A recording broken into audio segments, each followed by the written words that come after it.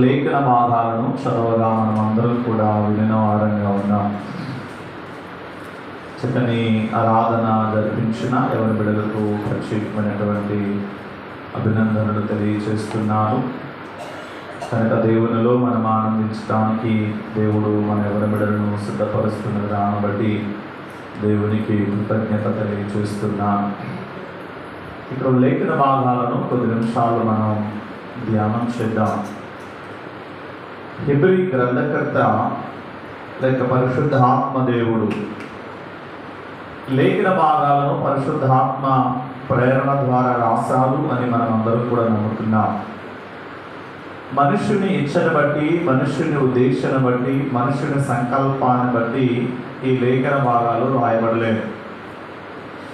ఆది కాండము మొదలుకొని ప్రకటన గ్రంథం వరకున్నటువంటి లేఖనాలు, ఈ 66 పుస్తకాలు రాయబడటం, అవి ఎన్నిక చేయబడటం, అవి పరిశుద్ధ సంఘానికి, క్రైస్తవ సంఘానికి దిక్సూచికగా ఇవ్వబడటం అనేది పరిశుద్ధాత్మ దేవుని యొక్క సంకల్పమై ఉంది. హల్లెలూయా, చెప్దామా హల్లెలూయా. చరిత్రలో చాలా పుస్తకాలు వస్తున్నాయి, చాలా పుస్తకాలు కనుమరుగైపోతున్నాయి. చరిత్రలో చాలా మంది జీవితాలు కొంతకాలం కొంతమందిని ప్రభావితం చేస్తున్నాయి, కొంతకాలం తర్వాత అవి కనుమరుగైపోతున్నాయి. కానీ ఈ లేఖన భాగాల్లో ఉన్నటువంటి సత్యాన్ని కనుక మనం ఆలోచన చేస్తున్నట్లయితే తరాలు మారినా, యుగాలు మారినా, పరిస్థితులు మారినా, కాలం మారినా, టెక్నాలజీ మారినా, మనిషి మనుగడలో పెను మార్పులు జరిగిన మార్పు లేనటువంటి గ్రంథము దేవుడు మనకిచ్చిన పరిశుద్ధ గ్రంథం. హల్లెలూయా, హల్లెలూయా. మనిషి మారిపోవచ్చు. మనిషి తన జీవిత ప్రయాణంలో ప్రాముఖ్యంగా తన శరీరాన్ని కప్పుకోవడానికి ఆకులు కట్టుకున్నటువంటి సమయం మొదలుకుని ఈ రోజున టెక్నాలజీ పెరిగి మనిషి ఉన్నతమైన రీతిగా ఎదిగినటువంటి ఆ దినాల వరకు, అనగా దేవుడు ఏ కాలానికైనప్పటికీ కూడా సరిపడగలిగినటువంటి గ్రంథాన్ని దేవుడు మనకిచ్చాడు. ఇది ఎప్పుడూ రాయబడింది కదా, కొన్ని వేల సంవత్సరాల క్రితం రాయబడింది. ఇది ఈ రోజు మనగడలో ఉండదు అనేటువంటి భావన లేదు. ఎందుకంటే ఎప్పుడు కూడా సైన్స్ మారుతుంది, మనుషుల యొక్క భావాలు మారుతాయి, మనుషుల యొక్క ఉద్దేశాలు మారుతాయి. ఒక ఉద్దేశాన్ని కంటే మరొక ఉద్దేశం అది ధృవీకరించబడినప్పుడు లేకపోతే అంగీకరించబడినప్పుడు గత కాలం యొక్క ఉద్దేశాలు కనుమరుగైపోతా ఉంటాయి. కానీ దేవుడు మనకి ఇచ్చిన ఈ జీవ గ్రంథం మాత్రం అది ఎప్పుడు కూడా నిలిచి ఉంటుంది. హల్లెలూయా, చదవా హల్లెలూయా, హల్లెలూయా. మత్తయి సువార్త 5వ అధ్యాయం 18వ వచనంలో ఒక మాట తెలియచేయబడుతుంది.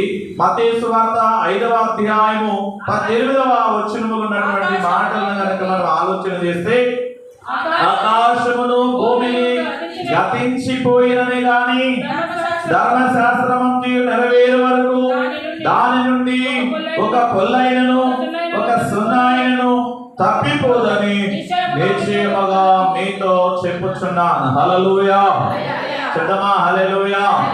అంటున్నాడు, ఆకాశమును భూమిని గతించిపోయినను. ఈ రెండు గతించిపోయే కాలం ఒకటి ఉంది. ఇవి రెండు గతించిపోయినప్పటికీ కూడా ఈ లేఖన భాగాలు పరిపూర్ణంగా నెరవేర్చబడతాయి. హల్లెలూయా. ఎందుకంటే ఈ లేఖనాల్లో రాయబడినటువంటి మాటలు భూమి మీద ఉన్న వారి యొక్క అనుభవాలకు సంబంధించినటువంటివి.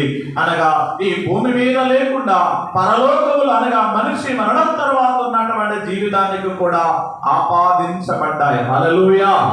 అందుకనే ఈ లేఖనాలు పరిపూర్ణం, ఈ లేఖనాలు ఉన్నతమైనవి, ఈ లేఖనాలలో ఉన్నటువంటి సత్యాలు మన జీవితంలో మనం ఎప్పుడు కూడా కలిగిన వారంగా ఉండాలి. ఈ లోకంలో ఏది మరచినా, లేకపోతే దేవుని విస్మరించినా దేవుని గ్రంథాన్ని మరచిపోవద్దని ప్రభువు మాట్లాడుతున్నాడు. ఈ గ్రంథంలో ఉన్నటువంటి మాటలు నువ్వు విస్మరించవద్దని దేవుడు మాట్లాడుతున్నాడు. ఒకవేళ నువ్వు ఎవరిని మరచిపోయినా, నువ్వెవరితో నడిచినా, నువ్వెవరితో సాగిపోతున్నప్పటికీ కూడా నీ దేవుడు నీతో చెప్తున్న మాట ఏమిటంటే, ఈ జీవ గ్రంథంలో ఉన్నటువంటి లేఖన భాగాల విషయంలో మీరు అశ్రద్ధగా ఉండకూడదు, మీరు నిర్లక్ష్యంగా ఉండకూడదు, మీరు వాటిని నిర్లక్ష్య భావంతో చూడకూడదు అనేటువంటి విషయం విషయాన్ని తెలియచేస్తా ఉన్నాడు. ఎందుకంటే ఇవి వాస్తవమైనవి కనుక, ఇవి రుజువు పరచబడి ఉన్నవి కనుక. హల్లెలూయా, చెప్తామా హల్లెలూయా. అందుకని దీని విషయాల్లో చాలా జాగ్రత్తగా మనం ఉండాలి. చాలా జాగ్రత్తగా ఈ లేఖన భాగాన్ని మనం అర్థం చేసుకోవాలి. చాలా జాగ్రత్తగా ఈ లేఖన భాగాలు ఉన్నటువంటి వాక్యం ప్రకారం మనం నడుచుకోవాలి.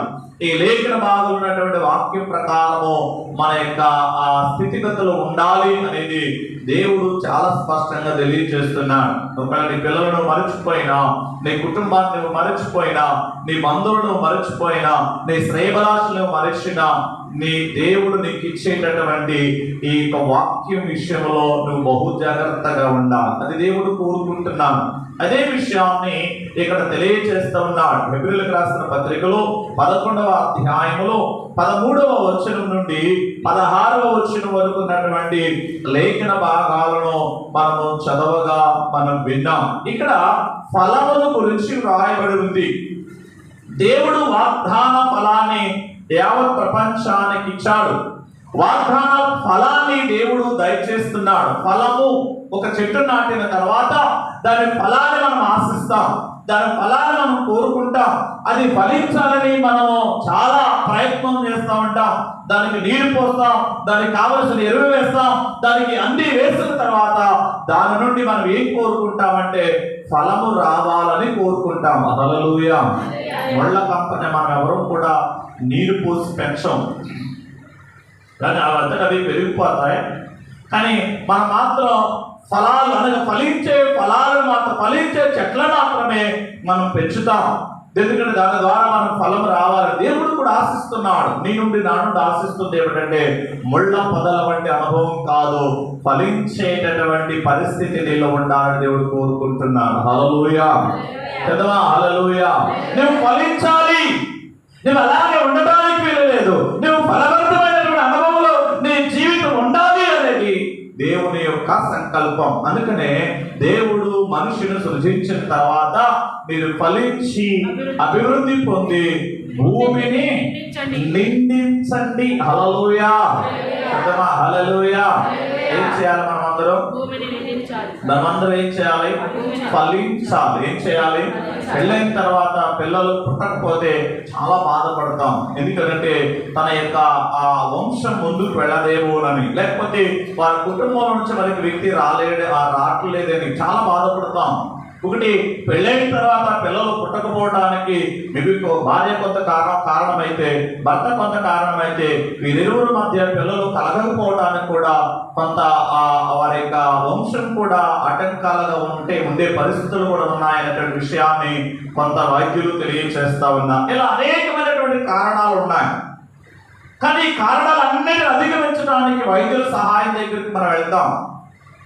ఎక్కడైనా అవకాశం ఉంది ఏమో, ఎందుకంటే మేము మాకు పిల్లలు కావాలి, మా తరం మాత్రం అంతం కాకూడదు, మా తరం ముందు తరానికి అదే సాక్ష్యంగా ఉండాలి. ఆడపిల్లలైనా మగ పిల్లలైనా మా ముందు తరాలకు అది తెలియచేయబడాలి అనేటువంటి భావనతో వివాహమైన తర్వాత పిల్లల కోసం పడే తాపత్రయం, ఆ కుటుంబ వ్యవస్థలో పిల్లలు లేనటువంటి వారు ఆ యొక్క పరిస్థితిని వివరించగలుగుతారు.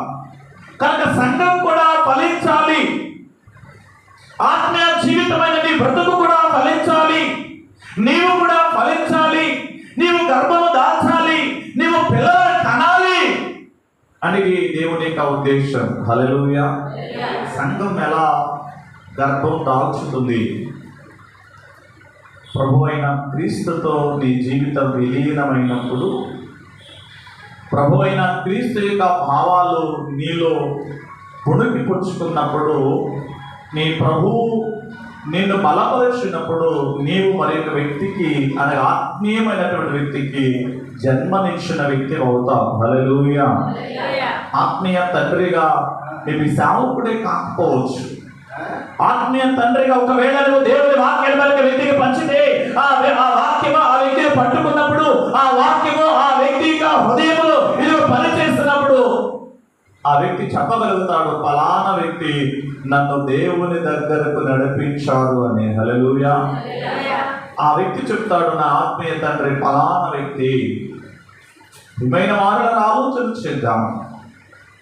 కనుక దేవుడు నీ ద్వారా మరి ఒక జనరేషన్ తయారు చేయాలని కోరుకుంటున్నాడు. నీ ద్వారా మరి ఒక వ్యక్తిని దేవుడిలో అభివృద్ధి పరిచేటటువంటి స్థితిని కావాలని దేవుడు కోరుకుంటున్నాడు. నీ భక్తి నీతో అంతం కాకూడదు, నీ భక్తి నీతోనే ఆ కలవరగోకూడదు, నీ భక్తి నీతోనే లైవ్ కాకూడదు. నీవు మరి ఒక వ్యక్తిని తయారు చేయాలి, నీవు మరి ఒక వ్యక్తిని సిద్ధం చేయాలి. దేవుని సంకల్పం కూడా యేసుక్రీస్తు లోకానికి వచ్చిన తర్వాత నా పని నేను ముగించుకున్నాను, నేను వెళ్ళిపోతున్నాను, నా 3.5 సంవత్సరాల పని అయిపోయిందని భావించలేదు తాను. చివరిగా తాను ఇచ్చినటువంటి ఆజ్ఞ, గొప్ప ఆజ్ఞ, గ్రేట్ కమిషన్ గురించి బైబిల్ గ్రంథంలో రాయబడిన మాట ఏంటంటే, మీరు సర్వ సృష్టికి వెళ్ళి సర్వలోకమునకు సువార్తను ప్రకటన చేయండి అని చెప్పిన తర్వాత, ప్రకటన చేయటమే మీ పని కాదు, ప్రకటన చేయటమే మీ ఉద్దేశం కాదు. ప్రకటన చేసిన తర్వాత ఆ మత్తయి సువార్త 28వ అధ్యాయం 19వ వచనంలో రాయబడిన మాట ఏంటంటే, మీరు వెళ్ళి సమస్త జనులను ఎలా చేయాలి? వారి శిష్యులుగా తయారు చేయండి. మీరు వాక్యము చెప్పి మీరు దాని విడిచిపెట్టడం కాదు, మీరు మరి యొక్క జనరేషన్ తయారు చేయండి. ఈ రోజున మన యొక్క జనరేషన్ లో భవిష్యత్తు తరాల వారు ఇంకా విద్యావంతులు కావటం కొరకు ప్రభుత్వం వారు చాలా ద్రవ్యాన్ని హెచ్చిస్తున్నారు. టీచర్స్ జీతం ఇచ్చి పిల్లలకు ఆ విద్యను బోధిస్తున్న కారణం ఏమిటంటే, మన యొక్క జనరేషన్ జ్ఞానం కలిగిన రీతిగా ఉండాలని. మనం కూడా మన పిల్లలు గొప్పవారు కావాలి. నాలాగా చదువుకోకూడదు, లేకపోతే విద్య లేని వాడుగా ఉండకూడదు నా కొడుకు, నాలాగా కష్టపడకూడదు నా కొడుకు, నాలాగా శ్రమించకూడదు నా కొడుకు, నా కూతురు నాలాగా ఈ శ్రమలు భరించకూడదనే భావంతో లక్షల రూపాయలు ఖర్చు చేసి వారిని మనం కాన్వెంట్ లో జాయిన్ చేస్తున్నాం. వాడికి ఏబిసిడీలు నేర్పించడానికి కొన్ని వేల రూపాయలు ఖర్చు చేస్తున్నాం. మనకి స్థాయికి మించి చదివిస్తున్న కారణం ఏంటంటే, వారి భవిష్యత్తు బ్రైట్ ఫ్యూచర్ గా అనగా ప్రకాశించేదిగా ఉండాలని. హల్లెలూయా చెప్దామా? హల్లెలూయా. నేను చెప్పే ఉద్దేశాలన్నీ మీరు ఇక్కడ ఉన్నవారు కలిగి ఉన్నారు, దానికి వ్యతిరేకులు ఎవరు కాదు. మీ పిల్లలు గొప్పవారు కావాలని ఆశిస్తున్నారు. నీ పిల్లల విషయమే నువ్వు అంత ఆలోచన చేస్తే, నీ తండ్రి అయిన దేవుడు నీ గురించి కూడా అంత ఆలోచన చేయండి. ఒకసారి యోచన చేయండి. నీ ప్రభు ఈరోజు అడుగుతున్నాడు, నీవు ఫలించడానికి ఏం చేస్తున్నావు? నువ్వు ఫలించడానికి ఎలాంటి ప్రయత్నాలను కొనసాగిస్తున్నావు? నీ తర్వాత నీ జనరేషన్ తయారు చేయడానికి నీ ప్రణాళికలు ఏమిటి?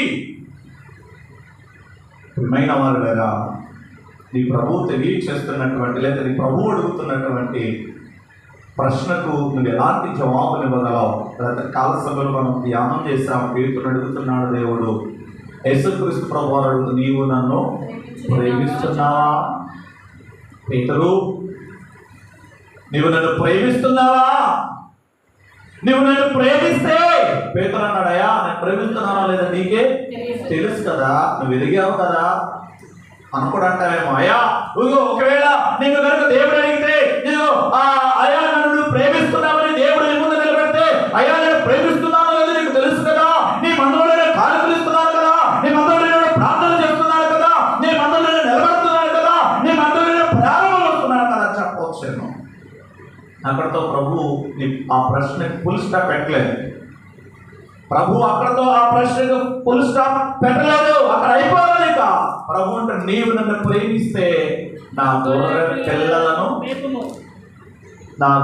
పిల్లలను దేవుని స్తోత్రం. హల్లెలూయా హల్లెలూయా. కనుక నువ్వు నన్ను ప్రేమిస్తే, ఇదిగో నా గొర్రెలు ఉన్నాయి, ఆహారం కొరకు ఎదురు చూస్తున్నాయి. నువ్వు నన్ను ప్రేమిస్తే, ఇదిగో నా గొర్రెలు, నా పిల్లలు ఉన్నారు, ఇదిగో వాటికి పాలు అవసరమై ఉంది. నువ్వు నన్ను ప్రేమిస్తే, నా పిల్లలు ఉన్నారు, వాటికి ఆహారం అవసరమై ఉంది, వాటిని మేపు. హల్లెలూయా హల్లెలూయా. కనుక దేవుడు నీకు ఇస్తున్న బాధ్యత అది. అందుకని ఇక్కడ తెలియచేస్తున్న రోజు ఫలము గురించి మాట్లాడాలని ఆశిస్తున్నాను. వాగ్దాన ఫలాన్ని గురించి బైబిల్ చెప్తుంది. ఇక్కడ వాగ్దాన ఫలాన్ని గురించి బైబిల్ గ్రంథం వివరిస్తుంది. దేవుడు నీకు నాకు ఒక వాగ్దానం ఇచ్చాడు, ఇదే మనందరికీ కూడా వాగ్దానం ఇచ్చాడు. ఎందుకంటే ఎందరైతే తను అంగీకరిస్తారో వాళ్ళందరికీ కూడా తన కుమారులు అవ్వడానికి దేవుడు అధికారం అనుగ్రహిస్తున్నాడు. హల్లెలూయా. నువ్వు అంగీకరిస్తే నువ్వు ఆయన బిడ్డవు. నువ్వు ఆయన యొక్క కుటుంబ వ్యవస్థలో నువ్వు ఒక పాలి భాగస్తుడు కాగలవు. నువ్వు కుమారుడు అయితే కుమారుడు తన యొక్క రాజ్యంలోనికి తాను ముందుకు వెళ్ళగలడు, తన రాజ్యాన్ని స్వతంత్రించుకొనగలడు. హల్లెలూయా, హల్లెలూయా. ఆ రాజ్యమే పరలోక రాజ్యం, ఆ రాజ్యమే ప్రభువు నివసించే రాజ్యం, ఆ రాజ్యమే ఆకలి తప్పికలు లేని రాజ్యం, ఆ రాజ్యమే నీతి న్యాయములతో పరిపాలించబడేటువంటి రాజ్యం, ఆ రాజ్యమే ఇదిగో కోపము, ద్వేషము, పగలు, ఆ అసూయలు లేని రాజ్యం, ఆ రాజ్యమే ఇది అందరూ కూడా కలిసి స్నేహభావంతో ముందుకు వెళ్ళగలిగినటువంటి రాజ్యం. హల్లెలూయా. అది ప్రభువు నీకు అనుగ్రహించే గొప్ప వాగ్దానం. ఆ రాజ్యాన్ని భూమి మీద ఉన్నప్పుడే నువ్వు అనుభవించాలి. చచ్చిపోయిన తర్వాత అనుభవించడం కంటే ఈ భూమి మీద ఉన్నప్పుడే నువ్వు అనుభవించాలనేది దేవుని సంకల్పం. హల్లెలూయా. రాగద్వేషాలు లేనటువంటి నీ జీవితాన్ని చూడాలని ప్రభు కోరుకుంటున్నా. అసూయలు, ద్వేషాలు, పగలు, కక్షలు లేనటువంటి నిన్ను చూడాలని ప్రభు కోరుకుంటున్నాడు. నీలో ఆ దైవికమైనటువంటి తృష్ణ చూడాలని దేవుడు కోరుకుంటున్నాడు. యేసయ్య చెప్పాడు, ఇదిగో నేను నా తండ్రి పని మీద ఉన్నానని మీరు ఎరుగురా. నా పనేమిటో నాకు తెలుసు, నా పనేమిటో, నా బాధ్యత ఏమిటో నాకు బాధ్యత రహితంగానే లేదు. నా బాధ్యత తెలుసు. నా బాధ్యత ఏమిటంటే తండ్రి నాకు అప్పగించినటువంటి పనిని నేను సంపూర్ణం చేయటం. హల్లెలూయా. అందుకని తన శరీరంలో ప్రాణం విడిచేటప్పుడు ప్రభు చెప్పిన మాట ఏమిటంటే, తండ్రి నా ఆత్మను నీ చేతికి అయ్యా నువ్వు నాకు పని అప్పగించావు, ఆ పనిని నేను పూర్తి చేశాను శారీరకంగా. ఈ శరీరం మరణిస్తుంది. ఇప్పుడు ఈ శరీరము మరణానికి గురైపోయింది కనుక నాలో ఉంచేవే ఆత్మ, ఆ ఆత్మ నేను నీకు అప్పగిస్తున్నాను. హల్లెలూయా. చెప్తామా హల్లెలూయా.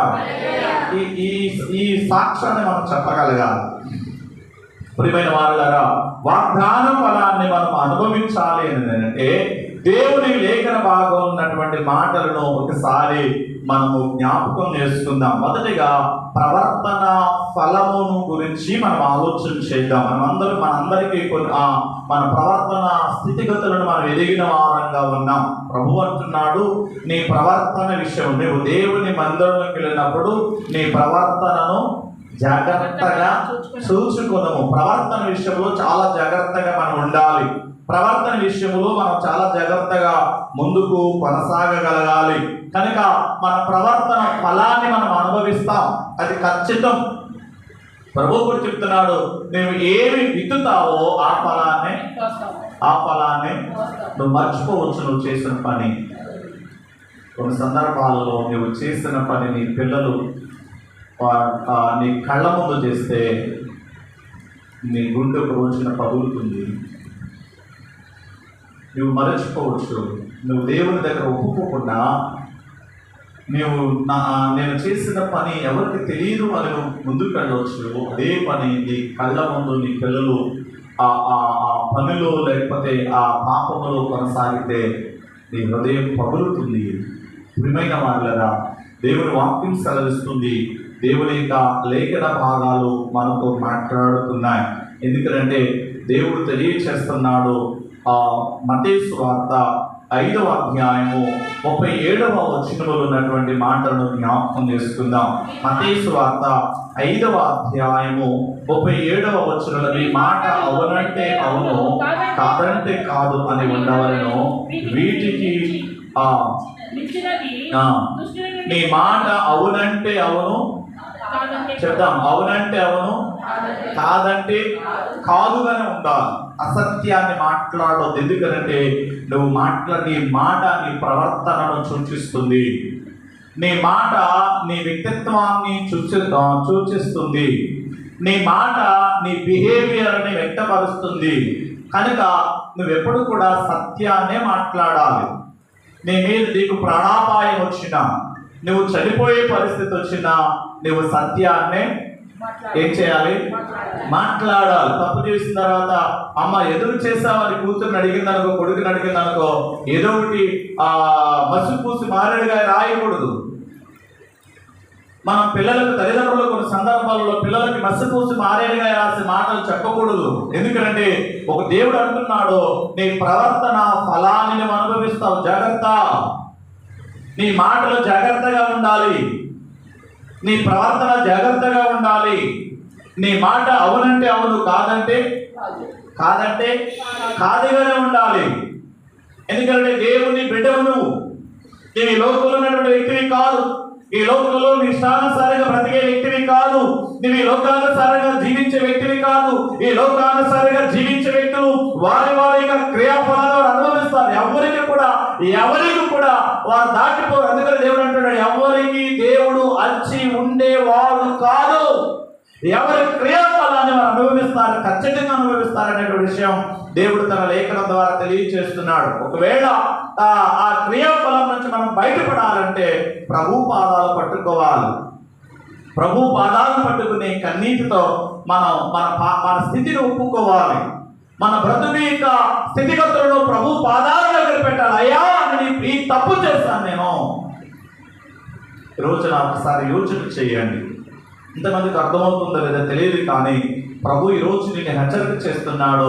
ఏ రోజు నుంచి అయినా నీ జీవితాన్ని సరిదిద్దుకోవడానికి సిద్ధపడు. ఎందుకంటే వాగ్దాన ఫలం నువ్వు అనుభవించాలి. హల్లెలూయా.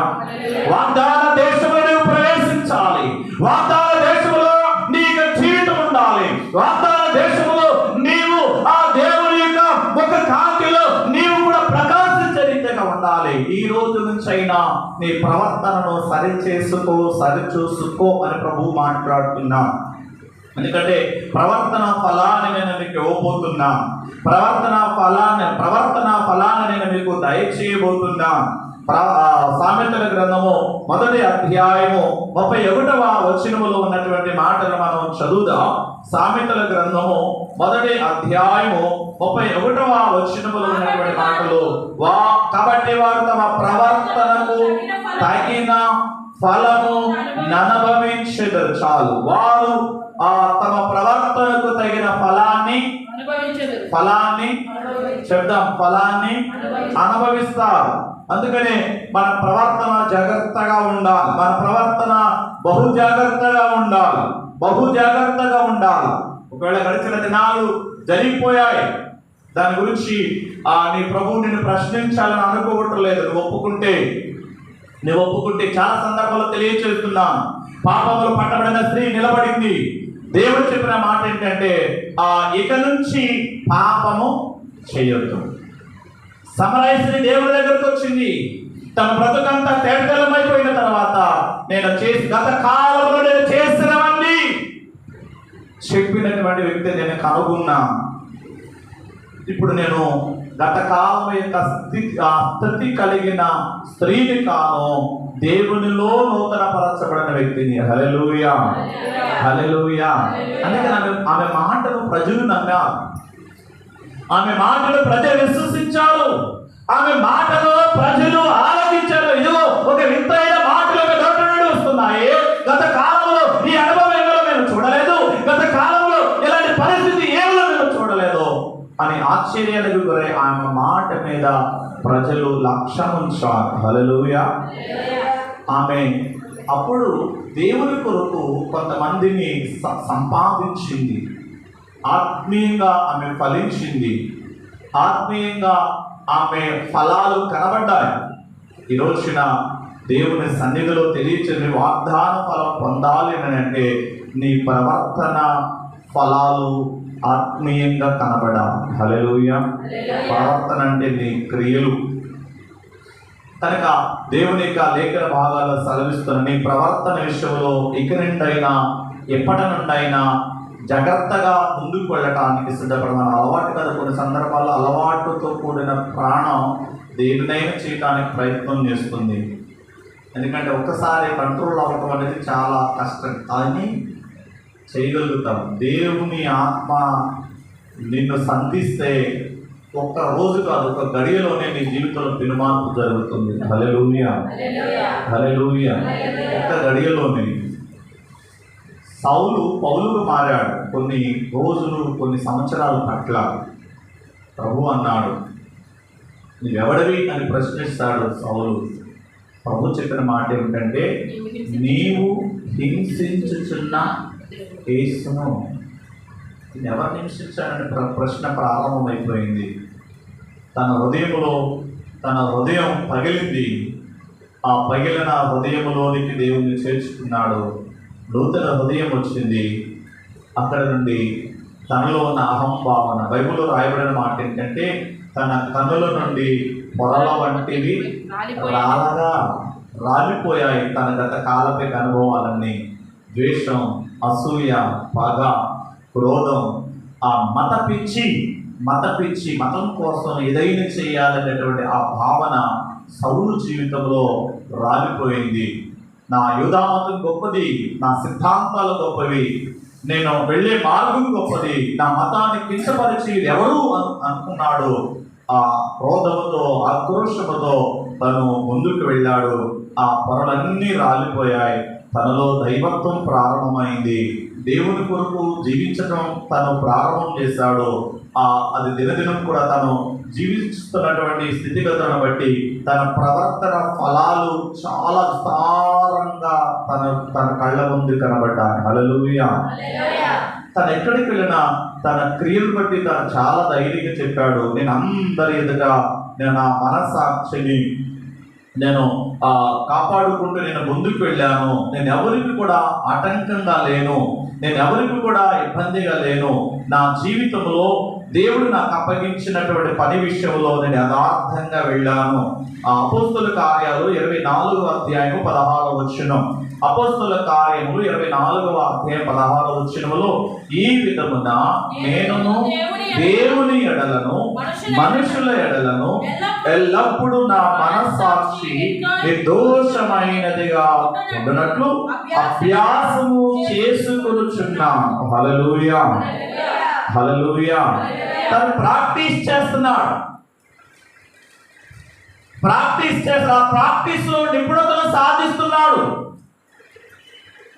మన ప్రాక్టీస్ ఎలా ఉందంటే, రోజు రోజుకు మన ప్రాక్టీస్ కాకరకాయ, చదవక ముందు కాకరకాయ అన్నాడు, చదివిన తర్వాత ఏమన్నాడు? నరసింహరావు ఏమన్నాడు?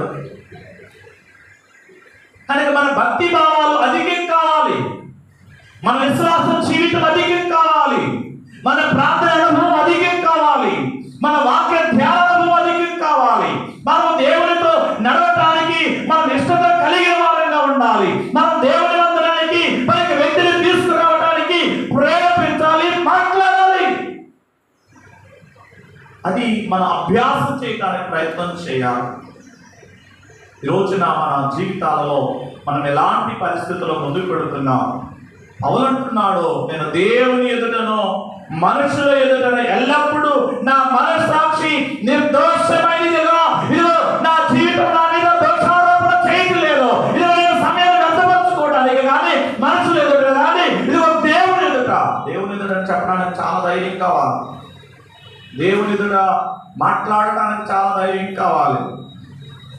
కొన్ని సందర్భాల్లో పంపడానికి ప్రయత్నం చేస్తాం.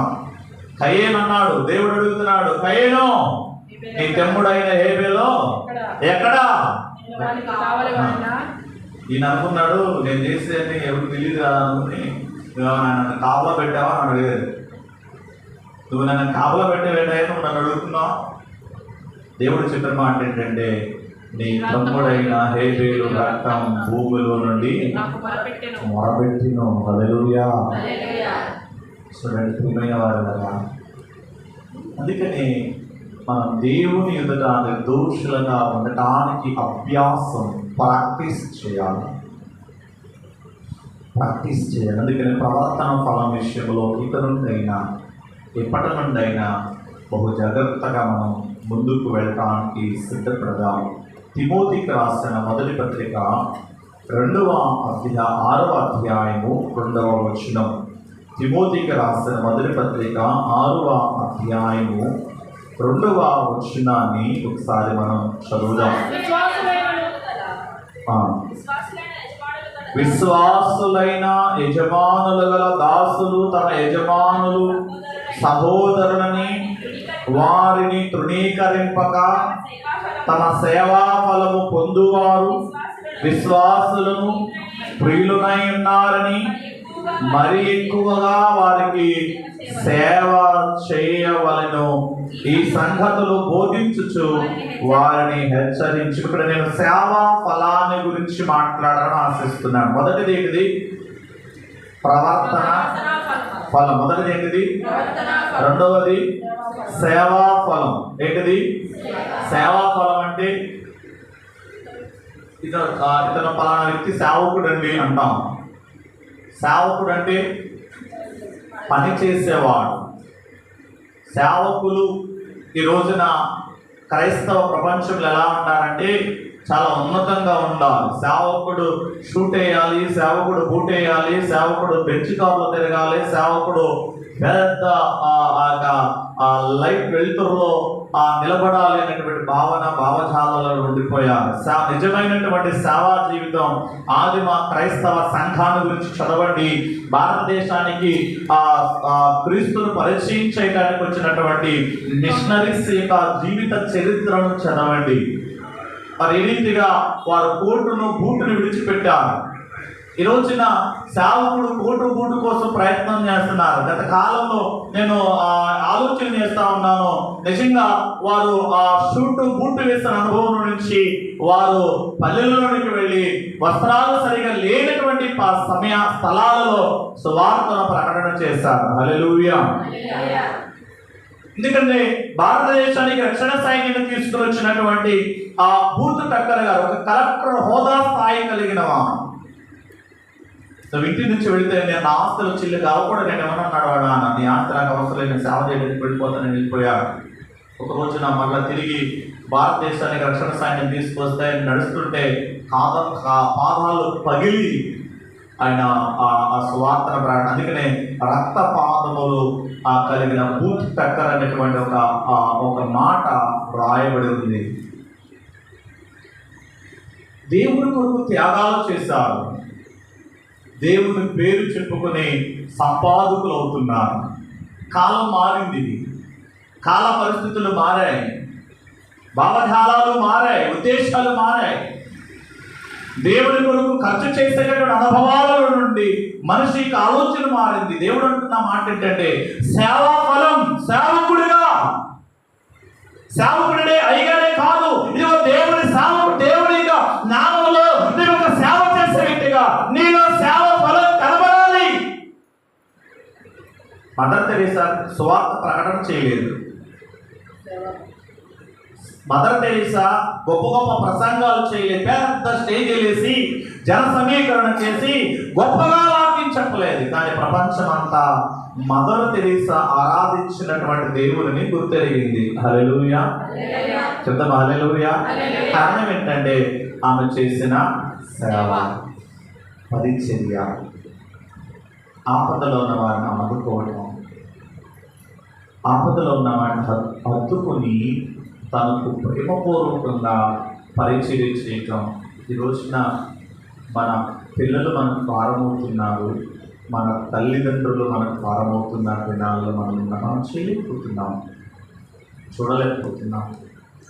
ఒక రోజు జ్వరం వచ్చి 2 రోజులు జ్వరం వచ్చి తల్లి పడుకుంది. ఈ రోజున యవనస్తులు ఆ 2 రోజులు పని చేయడానికి చాలా కష్టమైపోతుంది. మిమ్మల్ని పెంచి పెద్దవారిని చేసి బాగా చదివించి తల్లిదండ్రులు ముసలివాళ్ళు అయిన తర్వాత వారిని పిల్లలు చూడటం కష్టమైపోతుంది. చూడట్లేదు. రోజున ఎక్కడ ఉన్నాం మనం ఎలా వెళుతున్నాం? మన వేళ్ల మీద లెక్కించవచ్చండి. తల్లిదండ్రులు చూసి పిల్లలను ప్రేమగా మాట్లాడలేకపోతున్నారు, ప్రేమగా తల్లిదండ్రులతో మాట్లాడలేకపోతున్నారు. పేతురు అడిగాడు, నువ్వు నన్ను దేవుడు అడిగాడు, నువ్వు నన్ను ప్రేమిస్తున్నావా? ప్రేమిస్తే వెళ్ళు. సమాజంలో ప్రేమ కొరకు ఎదురు చూస్తున్న చాలా మంది ఉన్నారు. ప్రేమ కొరకు ఎదురు చూస్తున్నటువంటి ఇది అరువులు చాచుతున్నటువంటి సమాజం కొరకు సిద్ధంగా ఉంది. ప్రేమను పంచు వారికి వెళ్ళి. నువ్వు నన్ను ప్రేమించలేకపోతే సమాజంలో ప్రేమించలేవు. నువ్వు నన్ను ప్రేమించలేకపోతే తల్లిదండ్రులు నువ్వు ప్రేమించలేవు. నన్ను ప్రేమించలేకపోతే ఈ లోకములో వ్యతిరేకులను నువ్వు ప్రేమించలేవు. నన్ను ప్రేమించలేకపోతే ఇదిగో నీ మీద తిరుగుబాటు చేసేవారిని నువ్వు ప్రేమించలేవు, ఎవరిని ప్రేమించలేవు. అందుకని ప్రభు అడిగాడు, నీవు నన్ను ప్రేమిస్తున్నావా? ఈరోజు ఒకసారి ప్రశ్న వేసుకోవాలి. వాగ్దాన ఫలం కలిగిన స్థలములు నువ్వు చేరాలంటే నువ్వు దేవుణ్ణి ప్రేమించడానికి నువ్వు సిద్ధంగా ఉండాలి. ఎప్పుడు కూడా కనుక ప్రవర్తన ఫలం విషయంలో మనం జాగ్రత్తగా ఉందాం. మన ప్రవర్తన ఫలం మనం పొందుకుంటాం. నువ్వు మంచి చేస్తే మంచి పొందుకుంటాం, మంచి చేయకపోతే దాని ఫలాన్ని కూడా నువ్వు పొందుకుంటాం. సేవా ఫలాన్ని కూడా బైబిల్ గ్రంథంలో రాయబడి ఉంది. ఎందుకంటే నీవు చిన్న సహాయం చేస్తే అది ఏ రోజుకైనా రోజున తిరిగి నీకు మేలుకరంగా మారుతుంది. హల్లెలూయా. ప్రేమపూర్వకంగా నువ్వు చేస్తే ఖచ్చితంగా అది స్వార్థంతో చేయొద్దు. స్వార్థంతో చేయడానికి ప్రయత్నం చేయదు. బైబిల్లో ఉన్న మాట ఏంటంటే పుచ్చుకున్నట కంటే ఇచ్చుట మేలు, ధన్యత అనేటువంటి మాట బైబిల్ గ్రంథంలో రాయబడి ఉంది. కనుక మనం చేసే ఈ విషయంలో సేవాపూరితమైనటువంటి ఇది మనకు రాదు అనేటువంటి భావనతో ఎప్పుడు కూడా మనం చేయడానికి సిద్ధపడాలి. మూడవదిగా మరి మాట తెలియజేసిన సమయాన్ని ముగిస్తాను. ఫిలిప్పీయులకు రాసిన పత్రిక 1వ అధ్యాయము 11వ వచనములో ఉన్న మాటను ఒకసారి మనం జ్ఞాపకం చేసుకుందాం. ఫిలిప్పీయులకు రాసిన పత్రిక 1వ అధ్యాయము 11వ వచనములో ఉన్న మాటలను మనం ఒకసారి చదివి, ప్రేమ తెలివితోనూ సకల విధములైన అనుభవ జ్ఞానముతోనూ కూడినదై అంతకంతకు అభివృద్ధి పొందవలననియు ఇందువలన దేవునికి మహిమయు స్తోత్రమును కలుగునట్లు మీరు యేసు క్రీస్తు వలన నీతి ఫలములతో నిండుకొనిన వారై క్రీస్తు దినమునకు నిష్కపటులను నిర్దోషులను కావాలనని ప్రార్థించుచున్నాం. హల్లెలూయా, హల్లెలూయా. ఇక్కడ ఏ ఫలం కనబడుతుంది? మొదట మనం ఏం నేర్చుకున్నాం? రెండవ ఫలం, మూడవ ఫలం. చాలా ఫలాలు ఉన్నాయి బైబిల్ గ్రంథంలో. ఇక్కడ నీతి ఫలాన్ని గురించి రాయబడి ఉంది. నీతి ఫలము యొక్క ప్రాముఖ్యమైనటువంటి ఉద్దేశం ఏమిటంటే క్రీస్తు దినమునకు, ఇక్కడ అంటాడు క్రీస్తు దినం ఒకటి ఉంది, అది ఖచ్చితంగా రాబోతుంది. ఆ దినం వచ్చినప్పుడు నీవు నిర్దోషులుగా దేవుడికి కనబడాలి. హల్లెలూయా. దాని కొరకే నీతి ఫలాన్ని నువ్వు ఫలించాలి, నీతిగా నువ్వు బ్రతకాలి, నీతిగా నువ్వు జీవించాలి అనేది దేవుని యొక్క వాక్య ఉద్దేశం. ఒక రోజు ఉంది, ఈ బైబిల్ చెప్తుంది, ప్రారంభంలో అమ్మగారు చెప్పారు, మన దేవుడు ఈ లోకానికి వచ్చాడు, మన దేవుడు సిలువ వేయబడ్డాడు, మన దేవుడు సమాధిని గెలిచి లేచాడు, మన దేవుడు ఆరోహణమయ్యాడు. మరొక శుభవార్త అని తెలియచేస్తూ మరలా మన దేవుడు రాబోతున్నాడు తిరిగి. హల్లెలూయా, హల్లెలూయా. అని ప్రభు దినం ఉంటుంది.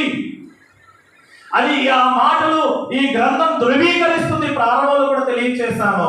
భూమి గతించవచ్చు, ఆకాశం గతించవచ్చు, ఈ జీవ గ్రంథంలో ఉన్నటువంటి మాటలు పరిపూర్ణంగా నెరవేరుతాయి. హల్లెలూయా. కనుక ఆయన దినము ఉంటుంది. కనుక ఆయన దినము రోజున నీవు నిర్దోషిగా నిష్కపటమైనటువంటి వ్యక్తిగా కనబడాలనేది దేవుని సంకల్పం. దాని కొరకే సేవకుల యొక్క సువార్త, దాని కొరకే ఈ రోజున సంఘాల విస్తరణ, దాని కొరకే ఈ లోకంలో దేవునికి ప్రయత్నం. దేవుడు ఎంతగా ప్రయత్నం చేస్తున్నాడో అంతగా పాపం కూడా విస్తరిస్తుంది, అంతగా పాపం విస్తరిస్తుంది. సంఘాలలో ప్రజల సమీకరణ అధికమవుతుంది, మానవ నీతి విలువలు పడిపోతున్నాయి, మనిషిలో మానవత్వ విలువలు పడిపోతున్నాయి. మనం టీవీ ముందు కూర్చొని ఆ ప్రసంగాలకు మనం ఆ ద్రవ్యాన్ని చెల్లిస్తున్నాం, ప్రక్కన వాడికి ఆకలిస్తే పట్టుడు అన్నం పెట్టలేకపోతున్నాం, పక్కన వాడు ఆకలితో అలమటిస్తే గుగుడు ఆ నీళ్ళు ఇవ్వలేకపోతున్నాం.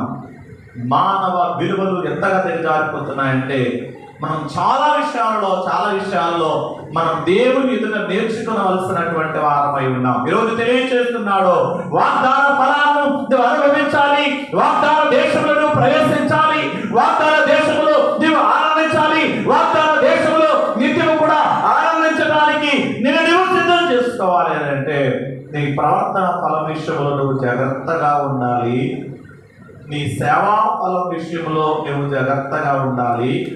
మూడవది నీతి ఫలాన్ని నీవు ఫలించాలి. హల్లెలూయా, హల్లెలూయా. ఈరోజు ఒకసారి ఆలోచన చేయి. మనం చదవబడిన వాక్య భాగంలో మనం ఏ దేశం నుండి వచ్చితేమో ఆ దేశంలో జ్ఞాపకం అందించుకున్న ఎడల మరలా అక్కడికి మనం ఎక్కడి నుంచి వచ్చాం, మన ఉనికి ఏంటి ఆలోచన చేయండి.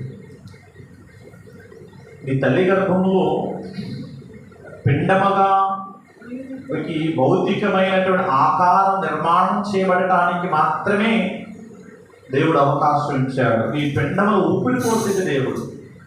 జాగ్రత్త, ఈ పిండంలో ప్రాణం పెట్టింది దేవుడు. ఈ మట్టి, ఈ పిండం గర్భంలో అది వృద్ధి చెందిన తర్వాత 9 మాసాలు అయిన తర్వాత బయటకు వస్తుంది. ఈ బయటకు వచ్చిన ఈ ఆకారం రోజు రోజుకి పెరుగుతుంది. ఈ ఆకారానికి, ఈ దేహం యొక్క ఆకారానికి దేవుడు విచక్షణ జ్ఞానం ఇచ్చాడు. ఏది మంచిదో ఏది చెడ్డదో ఆలోచన చేయగల జ్ఞానాన్ని ఇచ్చాడు. నువ్వు మంచి చేయాలని దేవుడి భావన. ఈ దేహానికి ఊపిరి పెట్టింది దేవుడు. కనుక నువ్వు ఎక్కడి నుండి వచ్చావంటే దేవుని ఉనికి నుండి వచ్చావు. ఆ ఉనికిలోనికి నువ్వు వెళ్ళాలి అంటే నువ్వు ఎక్కడి నుండి వచ్చావు అనే సత్యాన్ని నువ్వు గుర్తుంచుకోవాలి. గుర్తుంచుకోవాలంటే నీ దేవుని జ్ఞాపకం చేసుకోవాలి. నీ దేవుని జ్ఞాపకం చేసుకోవాలంటే ఈ లోక పాపపు భీతికి నువ్వు దూరంగా ఉండాలి. శాపగ్రస్తమైన అనుభవానికి నువ్వు దూరంగా ఉండాలని ప్రభు తెలియచేస్తా ఉన్నాడు. కనుక వాగ్దాన ఫలాన్ని మనం అందరం అనుభవించడానికి దేవుడు మనలో శ్రేష్టమైన ప్రవర్తన ఫలాన్ని, శ్రేష్టమైన సేవా ఫలాన్ని, నీతి ఫలాన్ని దయచేయుగాక. ఆమేన్. ప్రార్థన చేస్తున్నాం. మహాగణమైన దేవా, కృపగలిగిన తండ్రి, ఈ ఘనమైన ఉన్నతమైన నామానికి నామ స్తోత్రాలు ప్రభువా. ఈ ఉదయకాల సమయంలో మీ వాక్యం ద్వారా మాతో మాట్లాడినందుకు వాగ్దాన ఫలాన్ని మేము అనుభవించడానికి మమ్మల్ని మేము సిద్ధపరచుకునే భాగ్యాన్ని దయచేయండి. ప్రవర్తన ఫలం విషయంలో జాగ్రత్తగా ఉండటానికి, సేవా ఫలం ప్రభువా మేము కలిగిన వారంగా ఉండటానికి, నీతి ఫలాన్ని ఫలించడానికి కృప దయచేయండి. మీ దినమున మేము నిర్దోషులముగా, నిష్కపటలముగా కనబడటానికి ప్రభా మమ్మల్ని మేము సరిచేసుకుని ఎదుట సరిదిద్దుకుని ముందుకు వెళ్ళటానికి కృపణ దయచేయండి. నా సంఘం వాగ్దాన భూమిలో ప్రవేశించాలి. నా ప్రజలు వాగ్దాన భూమిలో నిలబడాలి ప్రభువా. మీ చేత వారు నిలిచిన వారు ఉండాలి. ఆ ఆశ, ఆ ఆకాంక్ష వారి హృదయాలను మెండుగా దయచేయండి. ఇక్కడ చిన్న ఉన్న ప్రతి ఒక్కరిని పేరు పేరు దీవించి ఆశీర్వదించమని యేసు నామములో ఈ మనవులు అడిగి వేడుకొనుచున్నాం తండ్రి. ఆమేన్. ఆమేన్. హల్లెలూయా. సమయంలో